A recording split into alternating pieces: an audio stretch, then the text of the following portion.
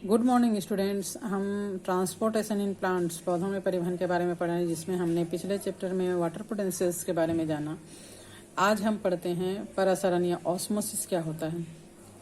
किसी विलायक का अपने अधिक सांद्रता क्षेत्र से अपने कम सांद्रता क्षेत्र की ओर अर्धपारगम्य झिल्ली, याद रखना अर्धपारगम्य झिल्ली होना इसमें आवश्यक है ना। तो अर्धपारगम्य झिल्ली के द्वारा एक तरफ से दूसरे तरफ जो विसरण होता है उसी को ही परासरण कहते हैं।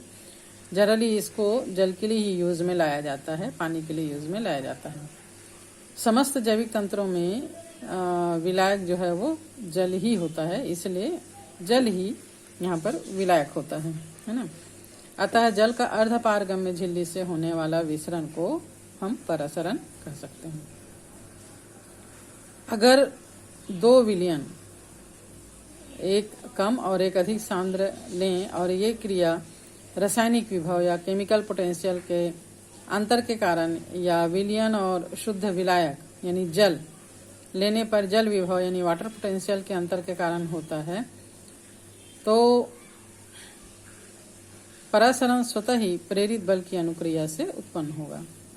परासरण की दिशा और गति दाब प्रवणता और सांद्रता प्रवणता पर निर्भर करता है।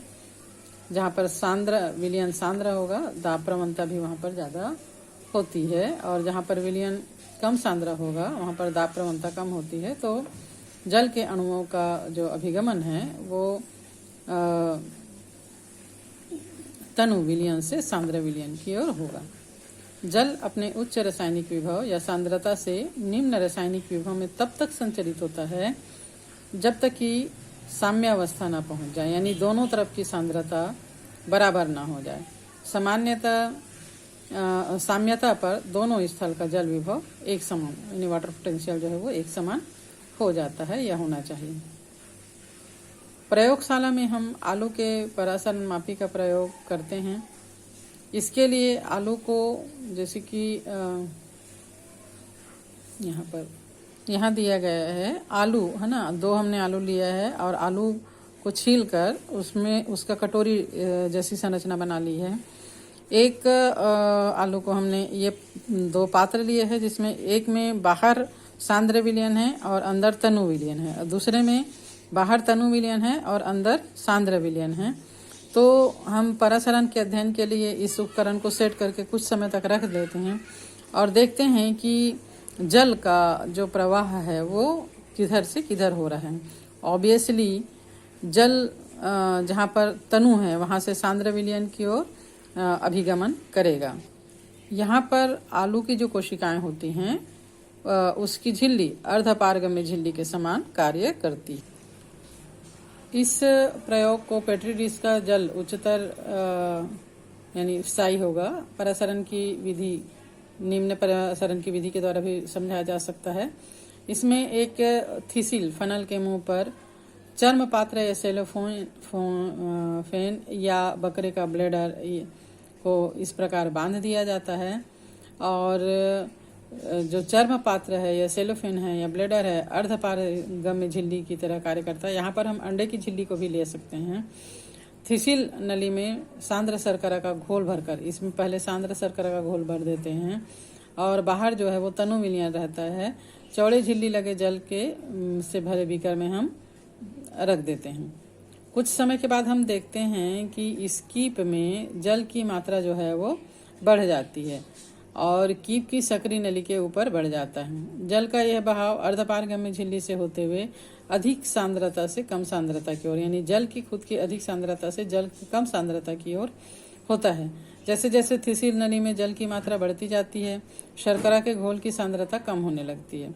सांद्रता कम होने के साथ साथ जल का बहाव भी कम होने लगता है। तो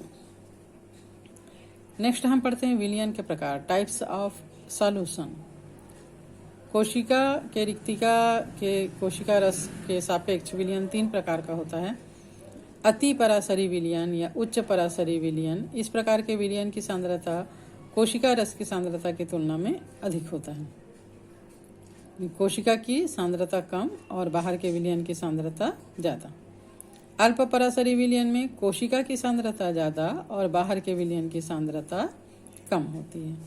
सम परासरी में दोनों तरफ कोशिका की और बाहर के विलयन की दोनों की सांद्रता एक समान होती है। तब परासरण की क्रिया दो प्रकार से होती है, अंतः परासरण और बहिपरासरण। अंतः परासरण या एंडोऑस्मोसिस, इसमें जब कोशिका को जल या अल्प परासरी विलयन में रखते हैं तो जल के अणु कोशिका के अंदर अंतः इंडो प्रवेश करता है। इस क्रिया को अंतः परासरण या एंडोऑस्मोसिस कहा जाता है। जैसे हम किशमिश को जल में रखते हैं तो जल किशमिश के कोशिका में प्रवेश करके किशमिश को फुला देता है। बहिपरासरण या एक्सोऑस्मोसिस, जब कोशिका को अति परासरण विलयन या सांद्र विलयन में रखा जाए तो जल के अणु कोशिका में से निकलकर बाहरी विलयन में प्रवेश करने लगते हैं और कोशिका द्रव्य जो है वो सिकुड़ जाता है। जैसे अंगूर को शर्करा के अधिक सांद्र घोल में रखते हैं तो अंगूर जो है वो सिकुड़ जाता है। अब इस परासरण का महत्व क्या है, इम्पोर्टेंस ऑफ ऑस्मोसिस। परासरण के कारण ही जड़ के मूल रोम के द्वारा जल का अवशोषण हो पाता है। पौधों में एक कोशिका से दूसरे कोशिका में जल का स्थानांतरण भी परासरण क्रिया के द्वारा ही होता है। पादपों के विभिन्न अंग परासरण के कारण ही स्फीत होकर निश्चित आकार ग्रहण कर लेते हैं।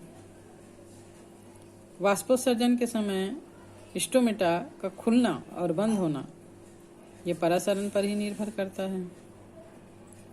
परासरण दाब के कारण ही जो तरुण या नई कोशिकाएं होती हैं उनमें वृद्धि हो पाती है। उच्च परासरणी सांद्रता के कारण पौधे हिमीकरण या फ्रीजिंग और शुष्कन यानी डेसिकेशन का प्रतिरोध कर पाते हैं। परासरण फल और बीजों के स्फुटन में और प्रकीर्णन में भी मदद करता है, सहायता करता है।